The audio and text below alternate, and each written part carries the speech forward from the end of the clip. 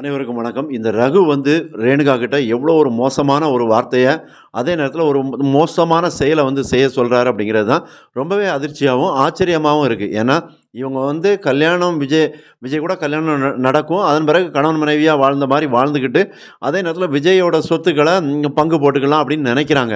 ஆனா, அதுதான் நம்ம அப்படின்னு நெனச்சுக்கிட்டு இருந்தோம். ஆனா, அத விட மோசமான செயல தான் இந்த ரகு வந்து ரேணுகாவ செய்ய சொல்றாங்க. ஏன்னா, ரேணுகாவே இத எதிர்பார்த்திருக்க மாட்டாங்க. அப்படி என்னதான் சொல்றாங்க அப்படின்னா, இப்ப கல்யாணம் வரைக்கி நம்ம தாக்கு பிடிக்க முடியாது அப்படிங்கிறது ஓரளவுக்கு ரகுவால கெஸ் பண்ண முடியுது. ஏன்னா, மல்லியோட வேகம் அப்படிங்கிறது ரொம்பவே அதிகமா தான் இருக்கு. எப்படியாவது இந்த கல்யாணத்த தடுத்து நிறுத்திறணும் அப்படிங்கிற ஒரு முனைப்புல தான் யாரு மல்லி இருந்துகிட்டு இருக்காங்க.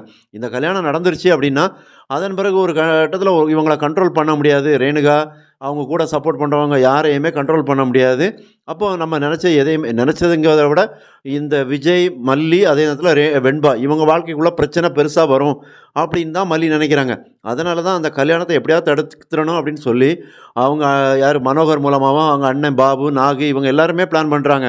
ஆனா எதுவுமே ஒர்க் அவுட் ஆகல. இதுக்கு இடையில தான் இந்த ரகு என்ன பண்றாரு அப்படின்னா, ரேணுகா வந்து மல்லி என்னென்ன மூவ் பண்றாங்க அப்படிங்கிற விஷயத்த எல்லாமே சொன்னதுனால, ரகுகிட்ட இப்ப ரகு என்ன யோசிக்கிறாரு அப்படின்னா, அதாவது நீ வந்து கல்யாணத்து வரைக்கும் எதுக்காகவும் வெயிட் பண்ணாத. அதுக்கு முன்னாடியே வந்து நீ விஜயோட சேர்ந்துரு அப்படிங்கிறாங்க.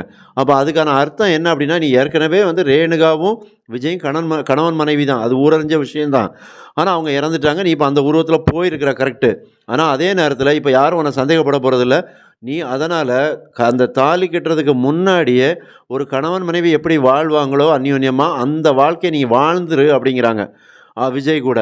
அப்ப அப்படி வாழ்ந்தாச்சு அப்படின்னா, அதன் பிறகு வந்து உன்னை யாராலும் பிரிக்க முடியாது அப்படிங்கிற ஒரு மோசமான ஐடியாவ தான் வந்து குடுத்துருக்குறாங்க. இது வந்து ரேணுகாவும் அத வந்து பல்லிளிச்சுக்கிட்டு, சரி நான் பண்றேன் அப்படிங்கிறதுனால, அப்ப அதுக்காக என்ன சில விஷயங்கள பண்ணணும். அப்போ விஜய் கூட நேரடியா போய் இந்த மாரியான விஷயங்களுக்கெல்லாம்னா அவர் ஒத்து வர மாட்டாரு. கண்டிப்பா அவருக்கு இதில ஈடுபாடும் இருக்காது. ஏன்னா, அவரோட மனசுல வந்து மல்லி தான் இருந்துகிட்டு இருக்காங்க. அப்போ மல்லி அப்படிங்கிற ஒருத்தர வந்து மனசுல நெனச்சுக்கிட்டு இருக்கும்போது, கண்டிப்பா வந்து இந்த இடத்துல வந்து ரேணுகா கூட அவரால வந்து ஒரு மனைவி அந்தஸ்துல அந்த மாரி ஒரு தனிமையில வாழ முடியாது. அது வந்து விஜயோட மனசு இடம் குடுக்கவும் செய்யாது. அப்ப இந்த இடத்த அதான் வந்து எப்படின்னா, ரேணுகாவுக்கு விஜய பத்தி தெரியும். அவர் எல்லா விஷயத்திலயும் உஷாரா இருக்கிறாரு. அதே நேரத்தில பேசுறதெல்லாம் நல்லா தான் பேசுறாரு.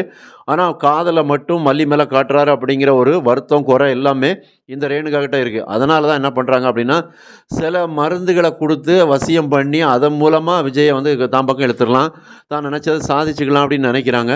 அத வந்து யாரு பார்த்திருப்பா அப்படின்னா, ஒருவேள வெண்பா பார்த்திருக்க வாய்ப்பு இருக்கு. இல்ல அப்படின்னா, வேற யார் பார்த்துருக்க முடியும்? வேற ஏதோ ஒரு சந்தர்ப்ப இயற்கையான ஒரு சூழ்நிலை நடக்கும். அப்ப அவங்க ஒரு பால ரெடி பண்ணி, அதுக்கு உள்ள வந்து அந்த மருந்த போட்டுதாங்க வசிய மருந்த. மல்லியும் குடுக்குறாங்க. விஜய் கிட்ட கொண்டு குடுக்கும்போது, விஜய் அத குடிப்பாரா அப்படின்னு பார்த்தா, கண்டிப்பா அதுக்கு முன்னாடியே மல்லி ஏதாவது கீழ தட்டி விடலாம். இல்ல அப்படின்னா, அத குடிக்காம தான் தவிர்ப்பாரு விஜய் அப்படிங்கிற மாரி தான் தெரியுது. அப்ப இந்த விஷயம் வந்து ரேணுகா நெனச்ச மாரி கண்டிப்பா நடக்காது. ஏன்னா, அவ்வளோ சீக்கிரத்துலலாம் வந்து ரேணுகா, விஜய் அந்த விஷயங்கள்லாம் நடக்கிறதுக்கு வாய்ப்பே இல்ல அப்படிங்கிற மாரி தெரியுது. இருந்தாலும் மல்லிக்கு ஒரு அதிர்ச்சி தான். மறக்காம சப்ஸ்கிரைப் பண்ணுங்க, கமெண்ட் பண்ணுங்க. நன்றி.